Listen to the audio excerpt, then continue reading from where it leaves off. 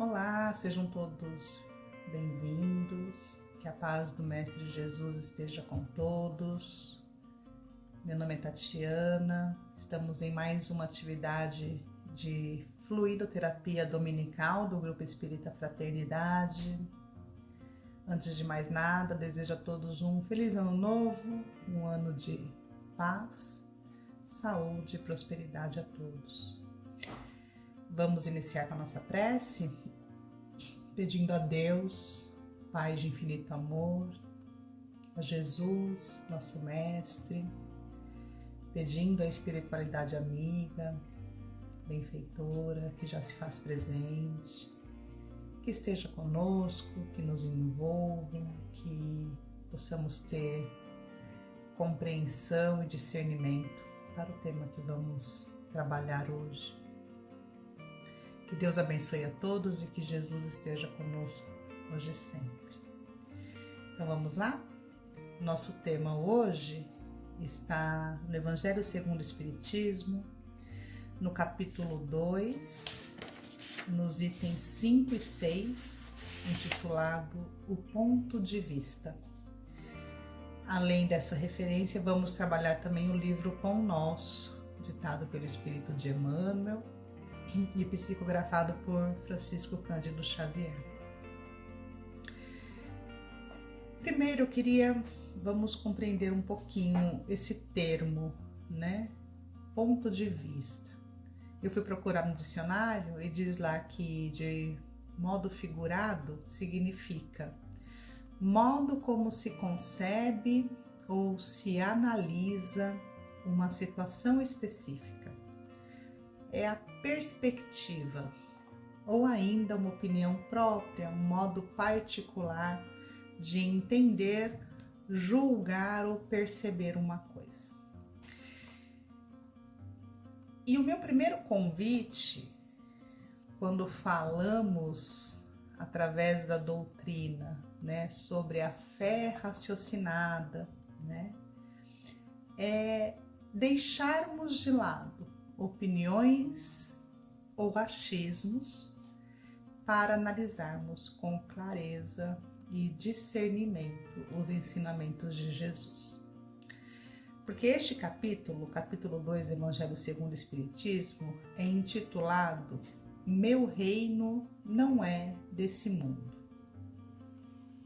E sob qual ponto de vista normalmente compreendemos ou analisamos essa frase dita por Jesus a Pilatos momentos antes da sua crucificação? Se analisamos do ponto de vista material, podemos entender que Jesus estava nos relegando, estava abandonando o nosso mundo, ou ainda ter uma ideia precipitada de que não é necessário que melhoremos, que haja um progresso neste mundo, já que não é aqui o reino de Deus. Mas e se mudarmos o nosso ponto de vista? Se analisarmos essa frase do ponto de vista espiritual, será que muda? Porque Jesus não está relegando ou menosprezando o nosso mundo.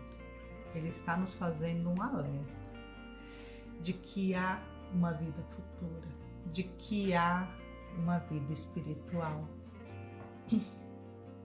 No Evangelho de João, no capítulo 18, versículo 36, está essa passagem.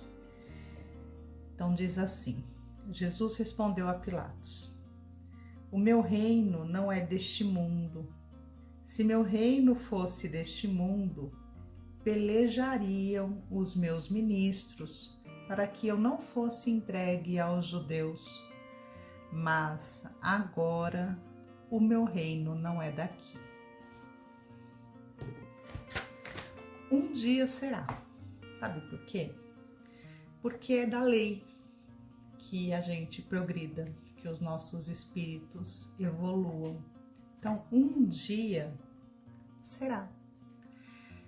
Porque um dia o nosso mundo ele será habitado pelos ministros de Jesus. Ministros esses que um dia seremos nós, através dessa evolução, através dessa compreensão, né? Espíritos já mais adiantados que terão a prática do amor e da caridade de forma natural. Serão espíritos que já enxergam a vida futura, né? A vida espiritual, que já mudaram o seu ponto de vista. Vamos dar alguns exemplos, só para a gente tentar mudar a forma de enxergar as coisas. Como enxergar as dificuldades que todos nós passamos no decorrer da nossa encarnação? Do ponto de vista material, podemos ver apenas injustiça, enxergar Deus como se fosse injusto, que todo sofrimento é um castigo esse que do ponto de vista material eu não fiz nada para merecer. E do ponto de vista espiritual, se a gente mudar essa perspectiva, é possível enxergar Deus, que é perfeito, né? Que não há injustiça. Que se hoje eu colho dificuldades, é porque em algum momento eu as cultivei.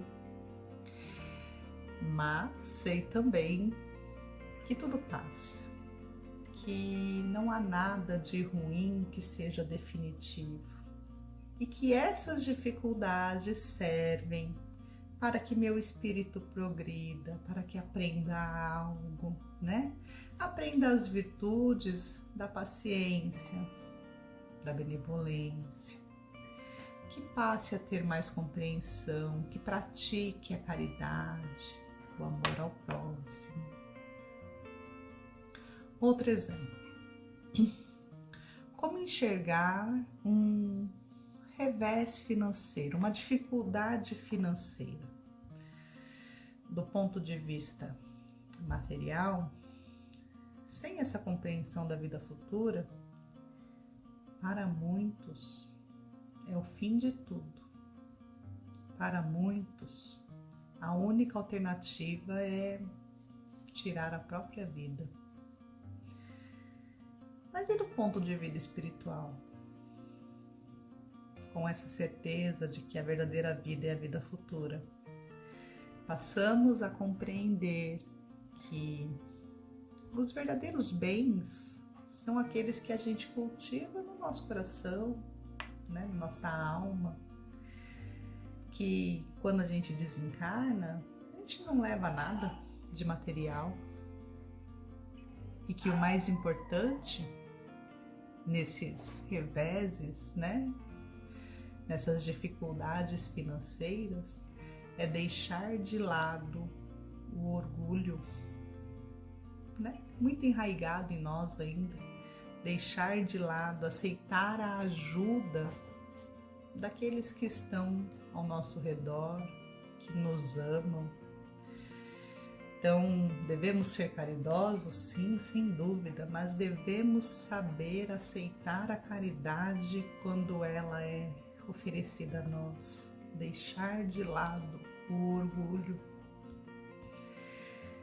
E é engraçado que neste item 6, Kardec ele traz uma passagem, né, do capítulo 2, ele fala assim, ó: aquele que se identifica com a vida futura é semelhante a um homem rico que perde uma pequena soma sem com isso se perturbar.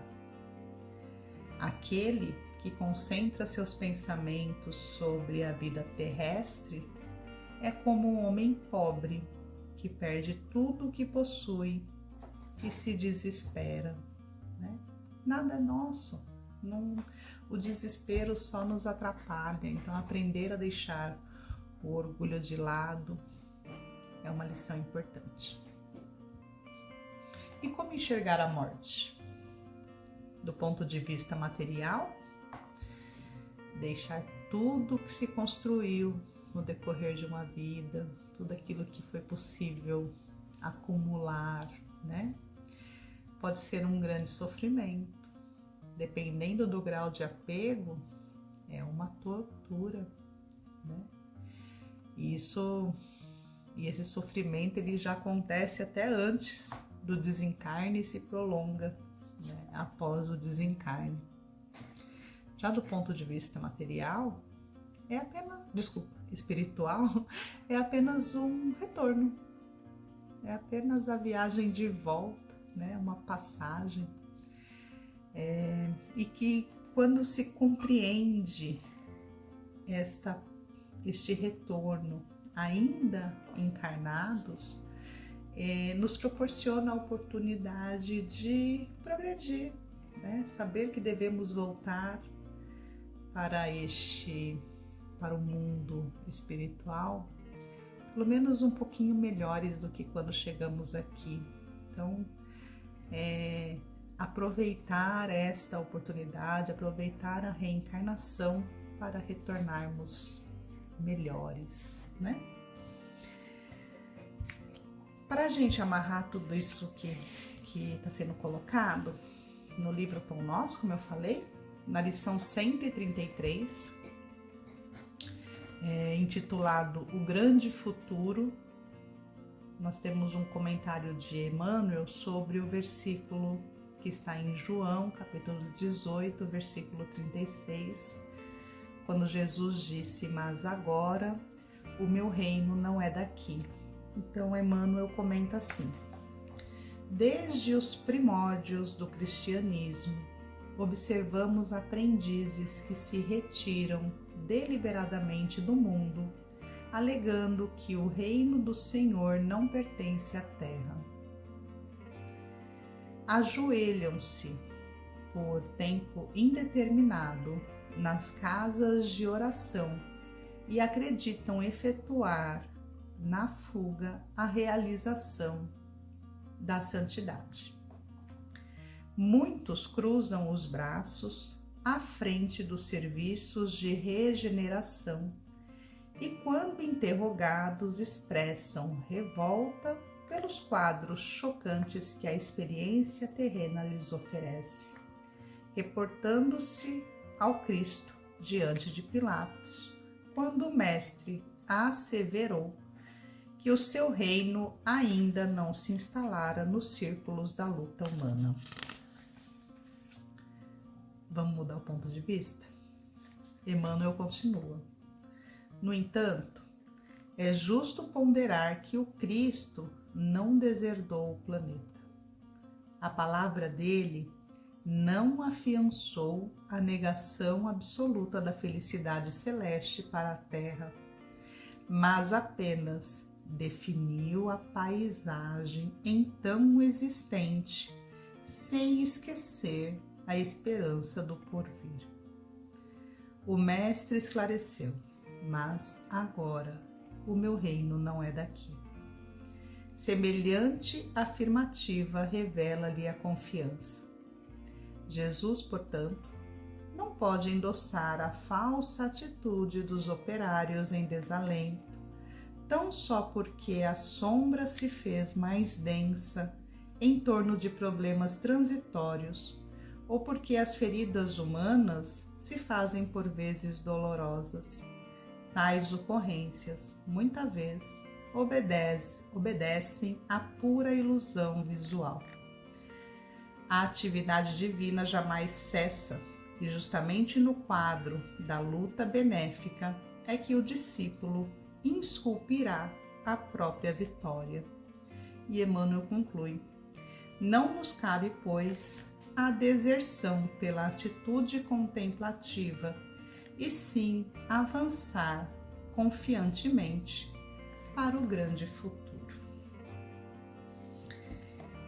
Essa mudança de ponto de vista nos pede esforço, nos pede dedicação, nos pede trabalho. devemos trabalhar o autoconhecimento, né, que se fala tanto, para a gente compreender que estamos aqui sempre para progredir, para melhorar. A dedicação no nosso autoconhecimento e no conhecimento das coisas também deve ser praticada. Virtudes devem ser trabalhadas. Trabalhar o nosso sustento material, sem dúvida, é importante. E trabalhar também na colaboração na seara do Cristo, auxiliando aqueles que precisam, amando, o amor fraternal, universal, né? Que é o nosso destino. Esse é o reino de Deus, esse é o reino que Jesus se refere nessa passagem. E aí, continuando o estudo desse capítulo, no item 8, tem uma carta, está nas instruções dos Espíritos, intitulado Uma Realeza Terrestre, é a carta de uma rainha de França de 1863. Não vou ler a carta toda, mas tem um trechinho que ela coloca assim, ó. Para se preparar um lugar nesse reino, é preciso a abnegação, a humildade, a caridade em toda a sua prática celeste, a benevolência para com todos.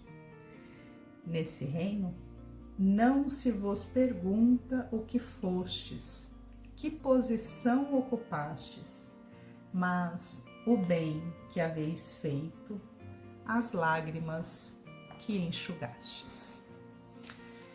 É isso, meus irmãos. Vamos mudar o nosso ponto de vista, passar a enxergar a vida do ponto de vista espiritual, né?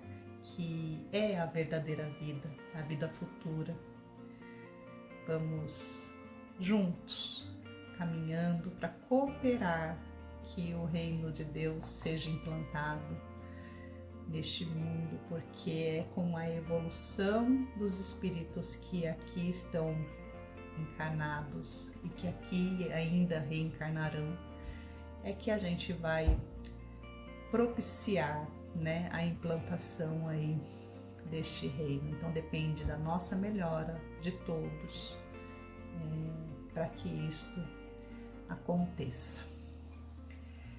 É isso. Desejo a todos um ano de paz e luz. Desejo que todos estejam com saúde, que sigamos firmes na fé, na compreensão de dias melhores. Que Deus abençoe a todos e que Jesus esteja conosco na nossa caminhada, hoje e sempre. Muita paz a todos, fiquem com Deus e até a próxima.